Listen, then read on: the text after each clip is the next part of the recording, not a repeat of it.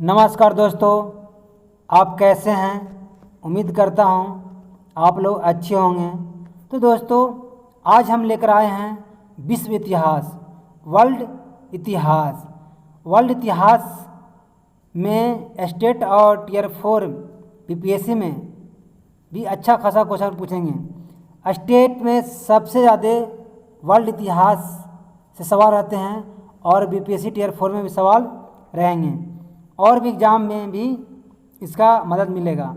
तो दोस्तों, आज हम पढ़ने वाले हैं 9th क्लास का पहला चैप्टर इतिहास का, वर्ल्ड इतिहास यानी फ्रांसीसी क्रांति। तो आते हैं हम लोग रिवीजन करते हैं। तो देखिए 9th क्लास का जो पहला चैप्टर है फ्रांसीसी का क्रांति, इसका एक पहले मैप समझिए कि फ्रांस है कहाँ पे। तो देखिएगा, यह है उत्तरी अमेरिका। क्या है? उत्तरी अमेरिका। और यह है दक्षिणी अमेरिका, यह है दक्षिणी अमेरिका। और यह है उत्तरी अमेरिका। और यह है कौन सा? अफ्रीका। और यह है इंडिया, अपना प्यारा देश भारत। ये एशिया में पड़ता है और ये यूरोप में। यहाँ पे क्या है? पुर्तगाल। और यहाँ पे है स्पेन और उसको ऊपर है ये फ्रांस। अब फ्रांस में एक शहर है पेरिस। अब यही फ्रांस और पेरिस के बारे में कहानी पढ़ना है। यहीं पे फ्रांस में फ्रांसीसी क्रांति होता है। अब देखिएगा आगे कि फ्रांस के पेरिस में ये क्या है? अफ्रीका। और बूंदा बूंदा जो है यह है भूमध्य सागर। और ये स्पेन, और ये पुर्तगाल, और ये है फ्रांस। और ये जगह क्या है? पेरिस। सवाल यहाँ करता है कि पेरिस में 14 जुलाई 1789 की सुबह में 1789 की सुबह में यानी मॉर्निंग में पेरिस शहर में आतंक का माहौल था। आतंक का माहौल था। इसका मतलब कि पेरिस शहर में 14 जुलाई 1789 को मॉर्निंग टाइम में पेरिस शहर में आतंक का माहौल था। कहानी यहाँ शुरू होता है कि आखिर आतंक का माहौल क्यों था, कारण क्या था कि यहाँ आतंक का माहौल बन गया। तो कारण पढ़ना है कि फ्रांस में लुई 14वां का शासन था। कहाँ था कि कारण क्या था कि फ्रांस में लुई 14वां का शासन कर रहा था और इन्होंने फ्रांस में राजतंत्र का स्थापना कर चुका था। अब आगे देखते हैं। यहाँ देखिएगा लुई 14वां जो था बुर्बो वंश के शासक था। कौन वंश के था? बुर्बो वंश के शासक था। फ्रांस में क्या किया था कि ये राजतंत्र की स्थापना कर चुका था। पहला क्या किया था? राजतंत्र की स्थापना कर चुका था। और दूसरा जो फ्रांस में निरंकुश राजतंत्र के द्वारा शासन कर रहा था। यानी कि पहला क्या हुआ? राजतंत्र। और निरंकुश जो राजतंत्र था ये फ्रांस में चल रहा था। अब बताइएगा, समझिएगा कि राजतंत्र क्या है। ये दो वर्ड है, इसको पहले देख लेते हैं कि राजतंत्र क्या है। राजतंत्र के मतलब होता है राजा का बेटा ही राजा बनेगा। इसका मतलब कि राजा का बेटा ही राजा बनेगा, शासक बनेगा, जनता नहीं। इसी को कहते हैं राजतंत्र। और निरंकुश जो राजतंत्र है, इसका मतलब कि राजा जो कह दिया वही सर्वमान्य है। यानी कि राजा जो कहा वही क्या है? सर्वमान्य है। यानी कि राजा जो सही कहेगा या गलत कहेगा उसका कोई काट नहीं सकता है। इसका मतलब हुआ निरंकुश राजतंत्र कि मतलब राजा जो कह दिया, राजा जो भी कहेगा, जो भी आदेश देगा उसको सबको मानना पड़ेगा, जनता को मानना पड़ेगा। इसे कहते हैं निरंकुश राजतंत्र। आगे देखिएगा एनसीईआरटी 9th क्लास का पहला वर्ल्ड इतिहास में बहुत इम्पोर्टेंट क्वेश्चन है चैप्टर है और इसमें अच्छे से क्वेश्चन पूछते हैं, तो स्टेट के लिए भी और टीयर 4 के लिए बहुत इम्पोर्टेंट है। तो दोस्तों ध्यान से इसको सुनिएगा और साथ में रिवीजन कीजिएगा। अब आगे आता है फ्रांस में फ्रांसीसी क्रांति का कारण क्या था। आखिर फ्रांस में ही फ्रांसीसी क्रांति का कारण क्या था, यहीं क्यों हुआ फ्रांसीसी क्रांति। तो फ्रांस में सामाजिक कारण था, जो पहला जो था सामाजिक कारण, और जो दूसरा जो था राजनीतिक कारण, और तीसरा देखेंगे दार्शनिक कारण, और चौथा जो देखेंगे आर्थिक कारण। यानी कि फ्रांस में जो फ्रांसीसी क्रांति का कारण जो था सामाजिक, राजनीतिक, दार्शनिक, आर्थिक। पहला जो देखिएगा कि 1789 में तक 1789 तक फ्रांस के समाज को प्राचीन राजतंत्र कहते हैं।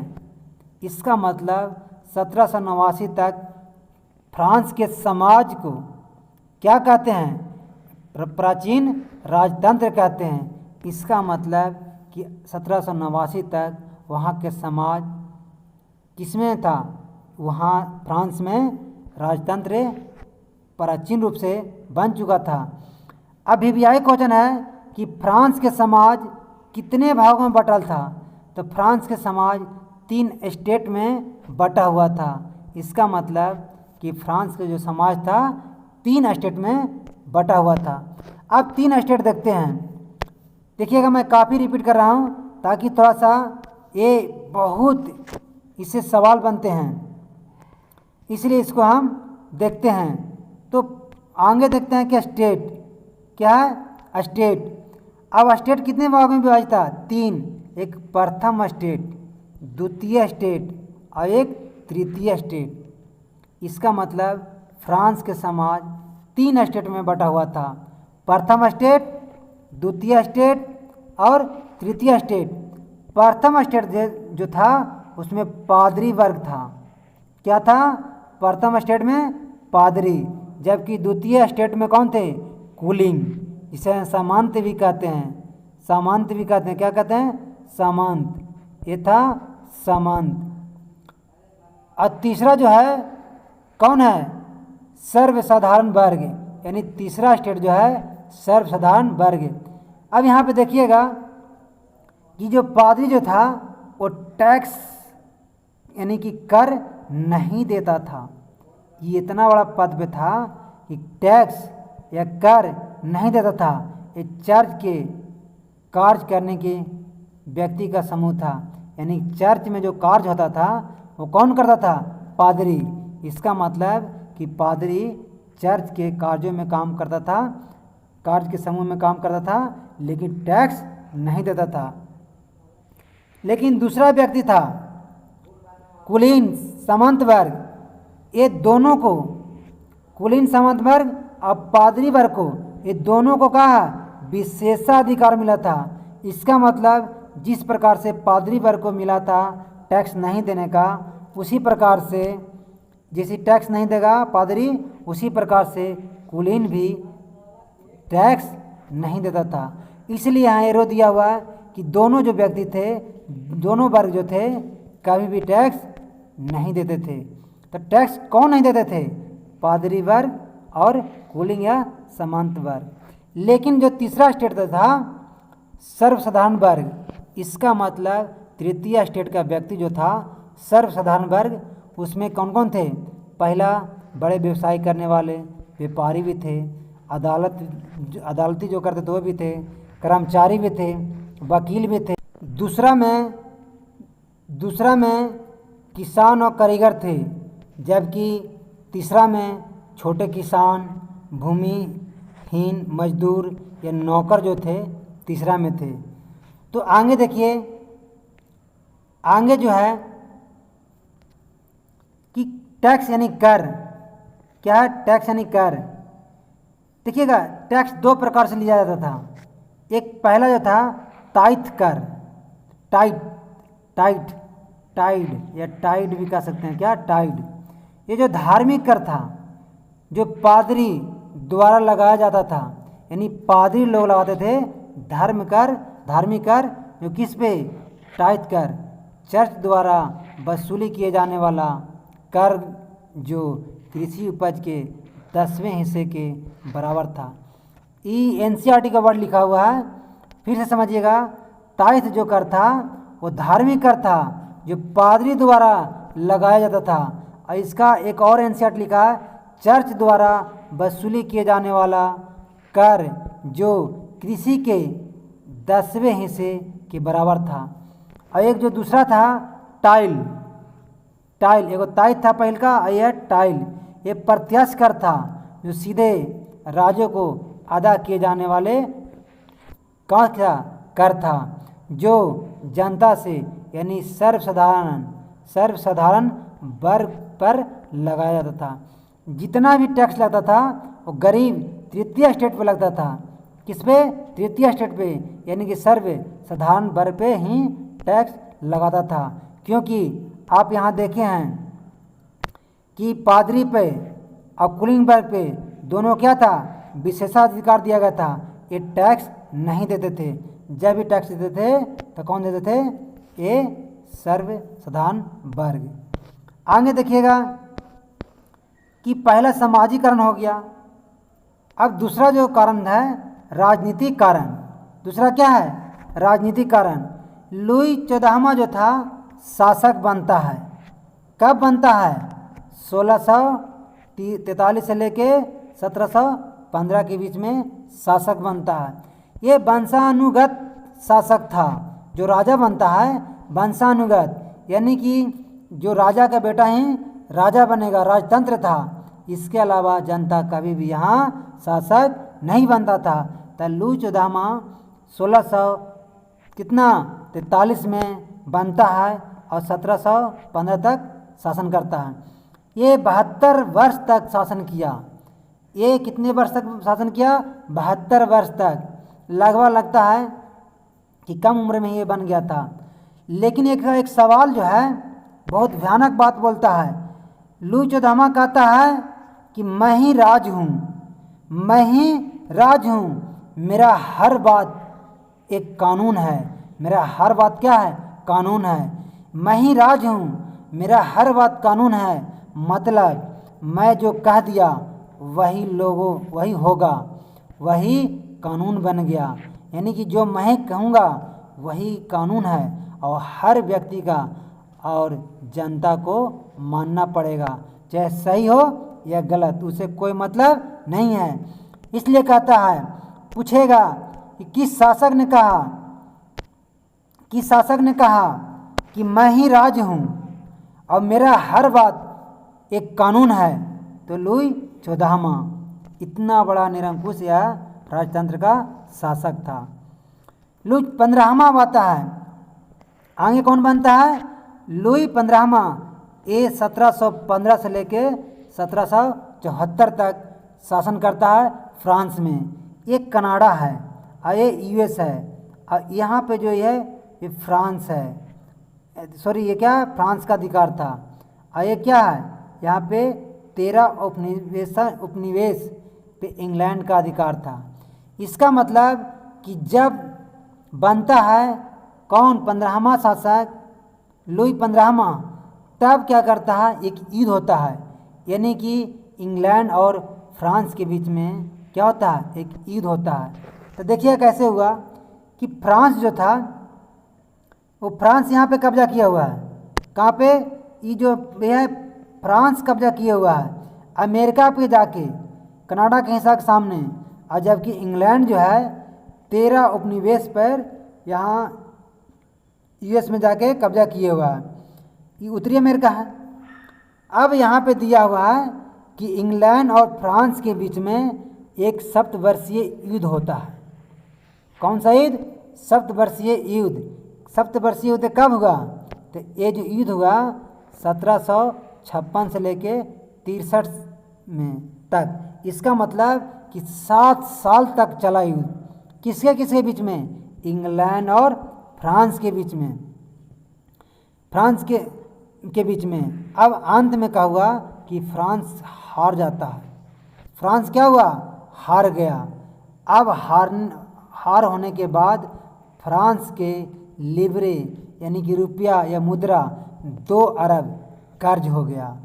लड़ाई तो किया, युद्ध तो किया, लेकिन कर्ज कितना हो गया, लिब्रे कितना हो गया, 2 अरब कर्ज हो गया। किसके ऊपर, फ्रांस के यानी कि लुई 15वां शासक के पास, यानी फ्रांस के राजा के पास। आगे देखते हैं, अब आता है लुई 16वां। लुई 16वां जो था, अब देखिएगा शासक कब बनता है, ये बनता है 1774 ईस्वी में और नई 1792 तक रहता है। लुई 16वां शासक कब बनता है, 1774 में, अब जबकि 92 तक रहता है। 20 वर्ष के आयु में, कितना, 20 वर्ष के आयु में, उम्र में फ्रांस का राजा बन जाता है।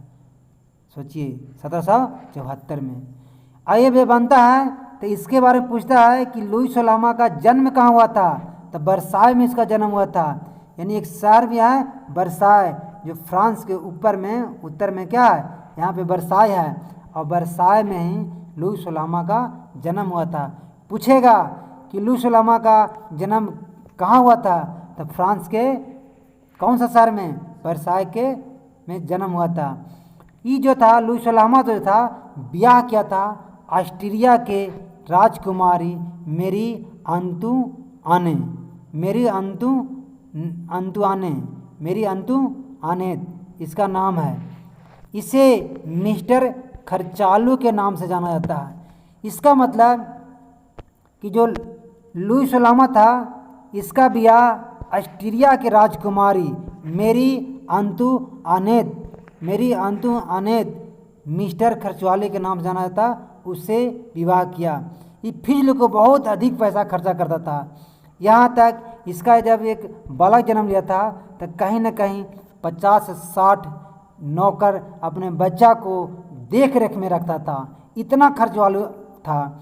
कहाँ से पैसा आएगा, कैसे पैसा आएगा, कर्ज बढ़ा है, कहा कोई मतलब नहीं है। इसलिए इसे नाम दिया गया मिस्टर खर्चालू के नाम से भी जाना जाता है। अब देखिएगा, अमेरिका में क्रांति हुआ, अमेरिका में भी क्रांति हो गया। देखिएगा क्या हुआ कि फ्रांस है, और फ्रांस का अधिकार कहाँ था, यहाँ, और ये है कहाँ, इंग्लैंड। अब इंग्लैंड का अधिकार कहाँ है, यहाँ पे इंग्लैंड का अधिकार है, यहाँ पे फ्रांस का अधिकार है। अब इंग्लैंड के तरफ से एक व्यक्ति था कॉर्नवालिस, ये कहा कि इंग्लैंड कह रहा था कि फ्रांस को हम हराएंगे, फ्रांस हमसे जीत जाएगा, नहीं हो नहीं सकता है। तो कॉर्नवालिस किसके तरफ से था, इंग्लैंड के तरफ से नेतृत्व कर रहा था, और जबकि फ्रांस के तरफ से, इंग्लैंड के तरफ से कौन था, कॉर्नवालिस, और फ्रांस की तरफ से लिफायते ने कहा क्या, अमेरिका को मदद करने के लिए कहा कि भैया लिफायते जी, हम आपको फ्रांस से सैनिक भेजते हैं, अमेरिका को मदद करेंगे, और आप लोग कहा कीजिए कि युद्ध कीजिए और इंग्लैंड को कहा कीजिए, हराइए। इन्होंने किसने कहा, ये कहा फ्रांस के शासक ने। अब लिफायते ने कहा कि अमेरिका क्रांति में मदद किया, लेकिन ऐसा अंत में आएगा, लेकिन अमेरिका क्रांति में इंग्लैंड की हार होता है। इंग्लैंड तो हार गया। किसी प्रकार से फ्रांस ने अमेरिका को मदद किया, लेकिन इंग्लैंड हार गया। इंग्लैंड क्या हो गया, इंग्लैंड को हार हो गया। लेकिन हार के बाद भी फ्रांस पे 10 अरब लिब्रे यानी कि मुद्रा कर्ज में चला गया। फ्रांस तो मदद किया अमेरिका के, लेकिन फ्रांस खुद फंस गया, और कितना, 10 अरब लिब्रे कर्ज में पड़ गया, क्योंकि पहले ही 2 अरब था और फिर बढ़ गया, यानी कि 10 अरब मुद्रा में कर्ज में डूब गया। आगे देखते हैं कि फ्रांस का आर्थिक कारण, सामाजिक पढ़ लिए, राजनीतिक पढ़ लिए, अब आर्थिक कारण पूछता है कि लुई 16वां के समय 10 अरब लिब्रे का कर्ज हो गया। अब आता है कौन, लुई 16वां, जो कितना कर्ज हो गया, 10 अरब लिब्रे क्या हुआ, फ्रांस पे कर्ज हो गया। अब क्या किया इन्होंने, टैक्स यानी कि टैक्स लगाने के बारे में सोचा। इन्होंने सोचा कि मेरा स्थिति खराब हो चुका है, फ्रांस में कर्ज हो चुका है, हम पैसा कहाँ से लाएंगे। तो इन्होंने टैक्स लेना शुरू कर दिया। और टैक्स में सबसे पहले टाइल और दूसरा टाइट नामक कर क्या क्या लगाना शुरू किया।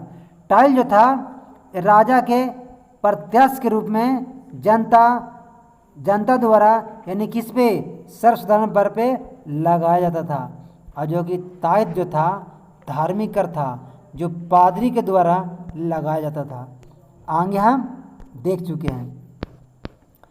अब कहता है कि फ्रांस में दो संस्था बनी। क्या बना? दो संस्था। एक था पार्लियामा, एक क्या था? पार्लियामा। और एक स्टेट जनरल की संस्था बना। एक क्या बना? पार्लियामा और दूसरा स्टेट जनरल। यानी कि पार्लियामा में क्या था कि जनता यानी जनता के साथ पादरी और कुलीन भाग लेते थे। इसका मतलब कि पार्लियामा जो था उसमें क्या जनता भी बैठता था और पादरी भी बैठता था और कुलीन भी, यानी तीनों बैठता था। यानी जनता के साथ पादरी और कुलीन, यहाँ पे क्या जनता के साथ पादरी और कुलीन बैठता था। लेकिन यहाँ स्टेट जनरल जो था इसमें तीनों स्टेट के लोग बैठते थे। पादरी बैठते थे। पहला क्या? पादरी, दूसरा कुलीन और तीसरा सर्वसाधारण वर्ग। यानी कि स्टेट जनरल में तीनों सदस्य स्टेट के लोग राजा के साथ बैठक में भाग लेते हैं। फिर से एक बार देखिएगा, जो संस्था था पार्लियामा, जनता के साथ कौन? पादरी और कुलीन भाग लेते थे। जबकि स्टेट जनरल में तीनों स्टेट के लोग यानी राजा के साथ बैठक में भाग लेते थे। इसका मतलब यहाँ पे पार्लियामा में कुलीन वर्ग नहीं भाग लेते थे, जबकि इसमें क्या था? इसमें तीनों भाग लेते थे। अब आपको क्लियर हो गया होगा। आगे देखिएगा कि फ्रांस की जनसंख्या, इसका मतलब कि फ्रांस की जनसंख्या कितना था यहाँ बताया गया है कि फ्रांस की जनसंख्या 1715 में 2.3 करोड़ था। कब? 1715 में कितना था? 2.3 करोड़। और जबकि 1789 में 2.8 करोड़ हो गया। यानी कि जनसंख्या बढ़ गया। कितना? 50 लाख जनसंख्या बढ़ गया। यानी कि बढ़ गया, 2.3 था, यहाँ कितना होगा? 2.8। अब जब जनसंख्या बढ़ गया तो मुख्य खाद्य पाव रोटी की कीमत में वृद्धि कर दिया गया, कीमत बढ़ा दिया गया। इसका मतलब जनसंख्या जब बढ़ गया तो पाव रोटी मिलना कम हो गया, जिससे आदमी को भोजन यानी जीवित रहते थे, पाव रोटी खाते थे, उसमें क्या हुआ? कीमत बढ़ा दिया गया। अंत में और भी एक कारण बन गया, सुखाड़ और ओले से पैदावार खराब हो गया।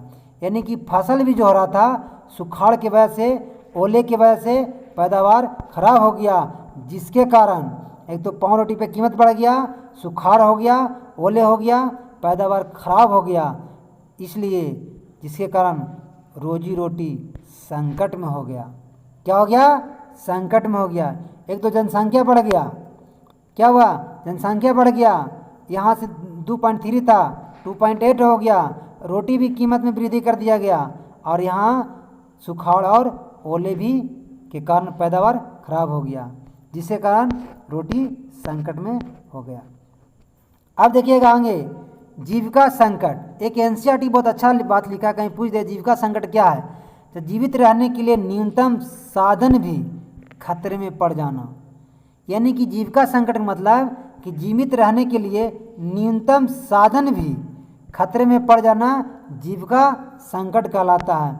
और एक एनसीईआरटी और लिखा है कि अनाम के मतलब क्या होता है? अनाम का मतलब होता है जिसका नाम मालूम नहीं है, जिसका नाम मालूम नहीं है। इसलिए अनाम के बारे में चर्चा किया है। अब लुई सोलहवां के आर्थिक सलाहकार के बारे में पूछेगा कि लुई सोलहवां के आर्थिक सलाहकार कौन था, तो एगो था और एगो था नेकर और एगो था कैलोन, यानी कि तुर्गो, नेकर और कैलोन, 3 गो इसका लुई सोलामा का आर्थिक सलाहकार था। यहाँ पे लिखा हो नोट करके कि 5 मई 1789 को स्टेट जनरल की बैठक बुलाया गया और इसलिए बुलाया गया कि अब टैक्स बढ़ाया जाए, कर्ज ज़्यादा हो गया। और पहली बार बैठक जो हुआ था जनरल स्टेट जनरल के, वो 1614 में ही हुआ था।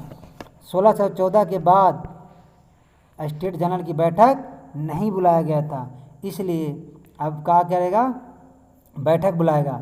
यहाँ पे थोड़ा सा अब आएगा चौथा दार्शनिक। दार्शनिक में देखने पढ़ना है, 2-3 का नाम पढ़ना है।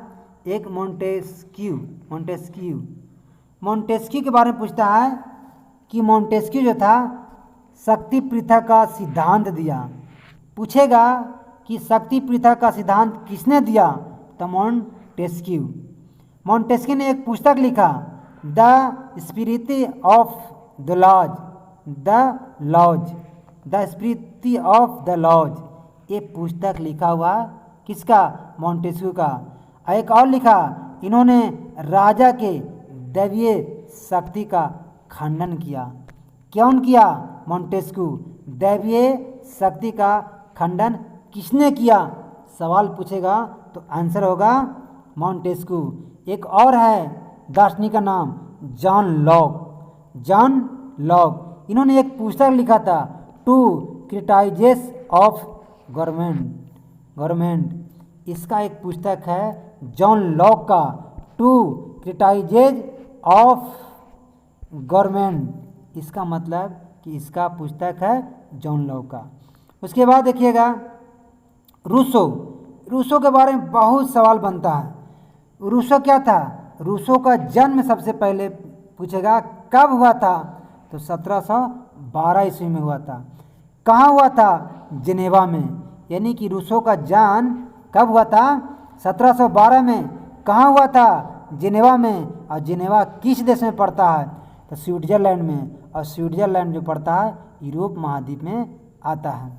देखिएगा ये अफ्रीका है और इटली है, और इटली के ऊपर क्या है, स्विट्जरलैंड। और यहाँ एक शहर है जिसका नाम है जिनेवा, और जिनेवा के में जन्म हुआ था रूसो का। किसका, रूसो का। अब नोट में दिखा फ्रांस की क्रांति के समय क्या किया था, रूसो जो था फ्रांस आ गया था।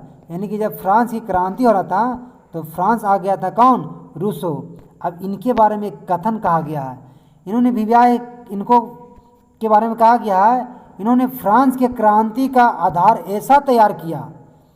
इन्होंने फ्रांस के क्रांति का आधार ऐसा तैयार किया कि कहा गया कि कुछ लोग कहते हैं कि रूस का जन्म नहीं होता।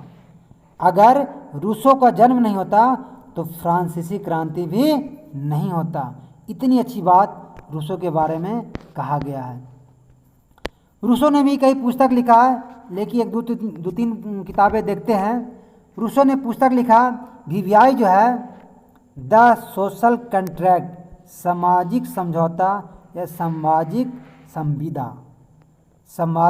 संविदा यानी सोशल कंट्रैक्ट, ये वीवीआई है। एक पुस्तक लिखा।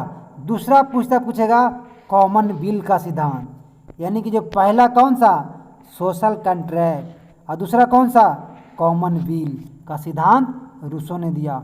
और भी है discourses on the arts and science, यानी विज्ञान और कला का व्याख्या किया। बहुत सारे किताब है, एमिल या शिक्षा का भी व्याख्या किया। एक और है असमानता की उत्पत्ति पर भी व्याख्या किया। ये ऐसे बहुत किताब है, लेकिन वीवीआई 2 गो है। कौन कौन, सोशल कंट्रैक्ट और कॉमनवेल्थ, ये 2 गो वीवीआई है रूसो के बारे में। रूसो का कहना था, एक और कथन है, रूसो का कहना था मनुष्य पैदा स्वतंत्र होता है। मनुष्य जब पैदा जन्म लेता है तो स्वतंत्र होता है, लेकिन जन्म के बाद चारों तरफ जंजीरों से जकड़ा होता है। यानी कि जन्म के बाद वो चारों तरफ क्या होता है, जंजीरों से जकड़ा होता है। और देखिएगा, रूसो का कहना था कि मनुष्य पैदा स्वतंत्र होता है, लेकिन जन्म के बाद चारों तरफ जंजीरों से जकड़ा होता है। अब क्लियर हो गया होगा। रूसो ने एक और कहा था, स्वतंत्रता एवं समानता की बात कही। उन्होंने कहा था स्वतंत्रता और समानता की बात रूसो ने भी किया। आगे देखिएगा कि फ्रांसीसी जो क्रांति जो था स्वतंत्रता के लिए नहीं था। कहीं पूछ दे कि फ्रांसीसी क्रांति क्या था, स्वतंत्रता के लिए था? बिल्कुल नहीं। तो क्या था? इस समानता के लिए था। क्या था? समानता के लिए था। और इनमें समानता के लिए मध्य वर्गीय क्रांति भी इसमें शामिल था, यानी कि मध्य वर्गीय भी शामिल था और निम्न वर्ग भी इसमें फ्रांसीसी क्रांति में शामिल था। लेकिन फिर से मैं बता रहा हूँ कि स्वतंत्रता के लिए नहीं था, कि समानता के लिए था। और इसमें मध्य वर्ग के लिए भी शामिल था और निम्न वर्ग के लिए भी इसमें फ्रांसीसी क्रांति में शामिल था। इसमें वर्ग में डिवाइड जो किया था, 3 वर्ग में डिवाइड किया गया था, उच्च वर्ग, मध्य वर्ग और निम्न वर्ग। निम्न वर्ग क्या था? जिसमें जनसंख्या ज़्यादा था, लेकिन उच्च वर्ग मध्य वर्ग के पास जमीन सबसे ज़्यादा था। जनसंख्या किसके पास था? निम्न वर्ग के पास। और सबसे ज़्यादा जमीन किसके पास था? जो कि उच्च वर्ग और मध्य वर्ग। और उच्च वर्ग और मध्य वर्ग की संख्या बहुत कम रहते हुए भी शासन कर रहा था। यहाँ पे देखिएगा कि फ्रांसीसी क्रांति के चरण, अब ये चरण 4 को पढ़ना है। 4 को अगर पढ़ते हैं तब जाके आपको लगेगा कि फ्रांसीसी क्रांति पढ़े हैं। तो फ्रांसीसी क्रांति के चरण कारण पढ़ लिए, सामाजिक, राजनीतिक, आर्थिक, दार्शनिक। अब पढ़ना चरण। तो पहला जो चरण था, प्रथम चरण संवैधानिक राजतंत्र। पहला चरण क्या? संवैधानिक राजतंत्र, जो 1789 से लेके 1792 तक। और दूसरा उग्र गणतंत्र। तो उग्र गणतंत्र जो था 1792 से लेके 1795 तक। और जो तीसरा चरण जो था उदार गणतंत्र, इसको कहते हैं उदार गणतंत्र, यानी 1795 से लेके 1799 तक। और जो चौथा जो है नेपोलियन समाजवादी 1799 से लेके 1814 तक। तो आगे क्या करके देखते हैं। जो पहला है संवैधानिक राजतंत्र। संवैधानिक जो राजतंत्र है 1789 से लेके 92 तक। शासक जो था लुई 16वां था। जब संवैधानिक राजतंत्र था उस समय जो शासक जो था लुई 16वां था। और फ्रांस पे कर्ज की बात किया जाए तो 10 अरब लिबरे, यानी कि 10 अरब मुद्रा क्या था? कर्ज में पड़ गया था। अब क्या किया जाए कि शासक को पैसा की जरूरत पड़ा, क्योंकि कर्ज है कितना? 10 अरब। तब जाके स्टेट जनरल की बैठक बुलानी पड़ी। इसका मतलब कि जब भी सरकार को, शासक को पैसा की जरूरत पड़ता है तो क्या बुलाता था? स्टेट जनरल की बैठक बुलानी पड़ी। पिछले 175 वर्षों से पूछेगा कितने वर्षों से स्टेट जनरल की बैठक नहीं बुलाया जा रहा था? तो 75 वर्षों से स्टेट जनरल की बैठक नहीं बुलाया जा रहा था। इसलिए स्टेट जनरल की बैठक राजा नहीं बुलाया था। अब इन्होंने कहा कि पहली जो बैठक हुआ था 1614 में हुआ था। अब पैसा का जरूरत पड़ गया तो क्या किया? बैठक बुलाएगा। अब बैठक को डेट देते हैं। देखिएगा, अब राजा के जैसे पैसा की जरूरत पड़ा तो क्या बैठाया? बैठक। कौन सा बैठक? स्टेट जनरल की बैठक बुलाया। डेट पूछेगा 5 मई 1789 में बैठक बुलाया, जिसमें से बैठक में भाग लेने वाले पादरी वर्ग लोग 300 प्रतिनिधि पहुँचे। कितना? 300। कितना पहुँचे? पादरी वर्ग लोग से 300 प्रतिनिधि पहुँचे, जबकि कुलीन वर्ग से 300 प्रतिनिधि पहुँचे, जबकि सर्वसाधारण वर्ग से 600 प्रतिनिधि पहुँचे। कहाँ पहुँचे? स्टेट जनरल की बैठक में। तीनों कहाँ पहुँचे? यहाँ पे। अब पहुँचने के बाद ये क्या डेट है? 5 मई 1789 में जो बैठक हुआ पादरी कूलिंग सर्वसाधारण वर्ग के बीच में। अब जब अपना अपना सब राय सोच रहे थे कि पादरी सोच रहा था कि पादरी राजा से पावर मांगेगा, पावर के लिए सोचा था कि मुझे पावर मिलेगा कि ताइथ जो कर है लगाने के लिए और बढ़ाया जाए। ये और पादरी टाइट लगाने के लिए कर रहा था, ये सोच रहा था कि और हम कर बढ़ाएंगे। अब कूलिंग भी क्या कर रहा था? कूलिंग वर्ग भी अपना भी अधिकार मांगने के लिए सोच रहा था। ये सब सोच के कहाँ गया? किसके पास? स्टेट जनरल की बैठक में। लेकिन बेचारा सर्वसाधारण वर्ग जो था 600 प्रतिनिधि पहुँचे और ये लोग सोच रहे थे कि अब की हम कर नहीं देंगे, कर को माफ़ करवाएंगे, कर के लिए कर समाप्त किया जाए। इन्होंने सोच रखे थे कि हम कर नहीं देंगे। कौन? सर्वसाधारण वर्ग। आगे देखते हैं कि बैठक शुरू हुआ, लेकिन राजा ने कहा कि स्टेट वाइज वोटिंग होगा। स्टेट वाइज क्या होगा? वोटिंग होगा। और जैसी वोटिंग करने के शुरू किया कि वोटिंग द्वारा इसका क्या किया? निर्णय किया जाएगा, निष्कर्ष निकाला जाएगा।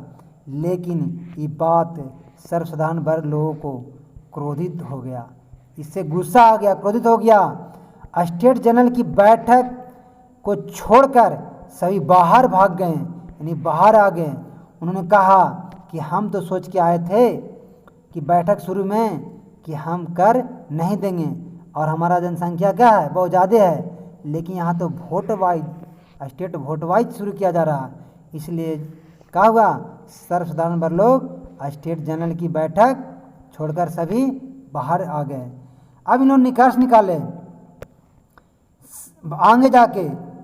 आगे जाकर सभी लोग सर्वसाधारण वर्ग लोग टेनिस कोर्ट मैदान पहुँचे। एक मैदान में जाके पहुँचे, जैसे आज कैसे है गांधी मैदान, वहीं पे एक सभा बनाए। उस मैदान का नाम था टेनिस कोर्ट मैदान। वहाँ पहुँचे। कौन पहुँचे? सर्वसाधारण वर्ग लोग पहुँच गए एक मैदान के पास, बैठक छोड़ के भाग गए।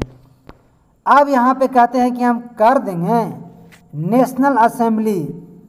ये क्या बोले? नेशनल असेंबली यानी संविधान सभा का, यानी सर्वसाधारण वर्ग लोग मिलकर असेंबली बनाया। 20 जून 1789 को नेशनल असेंबली मिलकर बना लिया। कौन बना लिया? सर्वसाधारण वर्ग लोग। सोचिए, उन्होंने वहाँ से भागकर सभी मिलकर क्या बना लिया? नेशनल असेंबली बना लिया। कब बनाया? 20 जून 1789 को। ये है नेशनल असेंबली। किसने बनाया? सर्वसाधारण वर्ग लोग ने। अब ये है, यही किला है। ये कौन सा किला है? यही किला है बोस्टन के किला। यही है बोस्टन के किला। अब आप देखिएगा, इसको हम ऐसे बना दिए हैं का, ये बोस्टन के किला और राजा के निरंकुश का प्रतीक था। यानी क्या था? निरंकुश का प्रतीक था। और ये बोस्टन किला है और यहाँ पे कैदियों को बंद रखा था। अब जब नेशनल असेंबली बना तो यहाँ से सब जनता लोग टूट पड़ा। कहाँ? बोस्टन किला पे। यहाँ पे आने के बाद क्या कर दिया? आक्रमण कर दिया। आक्रमण करने के बाद पहले सबसे पहले कैदियों को आज़ाद किया और बोस्टन किला को कहा किया कि तोड़ फोड़ के एकदम पतन कर दिया। और 14 जुलाई 1789 को स्वतंत्रता दिवस के रूप में घोषित कर दिया। यहाँ से फिर से समझिएगा कि नेशनल असेंबली सर्वसाधारण वर्ग ने क्या किया? तैयार किया। कब किया? 20 जून 1789 को। और आक्रमण करने के लिए कहाँ चल दिया? बोस्टन किला पर, जो कि राजा के निरंकुश का प्रतीक था। यहाँ आक्रमण करने के बाद तोड़ दिया, पतन कर दिया, ध्वस्त कर दिया और कैदियों को आज़ाद कर दिया और 14 जुलाई 1789 को यानी 14 जुलाई को स्वतंत्रता दिवस के रूप में घोषित कर दिया। आगे देखते हैं। तो दोस्तों आगे जो हमारा है इसके बाद नेक्स्ट चैप्टर में आएंगे, क्योंकि हम लंबा चैप्टर और भी अधिक करना नहीं चाहते हैं। तो आज तक हमने पढ़ाया फ्रांसीसी क्रांति के पहला चरण संवैधानिक राजतंत्र। क्या पढ़ाया आज? पहला, दूसरा बचा हुआ है, तीसरा बचा हुआ, चौथा बचा हुआ। इस प्रकार से नेक्स्ट वीडियो में हम आपसे मिलेंगे।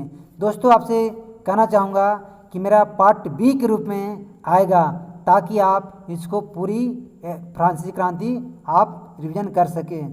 तो दोस्तों लाइक और बटन और शेयर करना ना भूलें। दोस्तों आपसे एक रिक्वेस्ट है कि चैनल को सब्सक्राइब जरूर करें और अपने दोस्तों को पास ज़रूर भेजें। बहुत बहुत धन्यवाद। नेक्स्ट क्लास आपको मिलेंगे अगले दिन।